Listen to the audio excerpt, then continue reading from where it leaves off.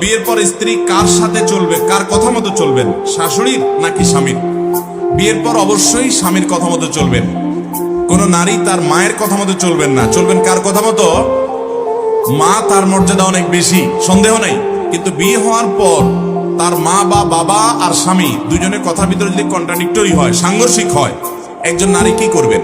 তার প্রথম চেষ্টা হবে সমন্বয় করা, যে কোনো একজনকে বোঝানোর যে তুমি একটু ছাড় দাও, তাহলে তার ঝামেলা দূর হয়ে গেল। যদি কোনোভাবে সমন্বয় করতে না পারেন, তাহলে তিনি স্বামীর নির্দেশ মানবেন, কারণ বিয়ে হয়ে যাওয়ার পরে তার অভিভাবক হলো কে?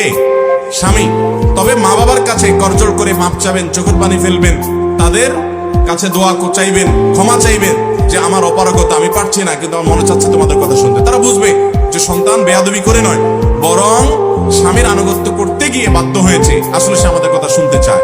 আমরা অনেকে আছি পারিবারিক জীবনে সমন্বয় করতে পারি না, যার কারণে আমরা ভুলগুলো করে থাকি। আল্লাহ আমাদেরকে এই সমস্ত বিষয়ে সঠিক সিদ্ধান্ত গ্রহণ করার তৌফিক দান।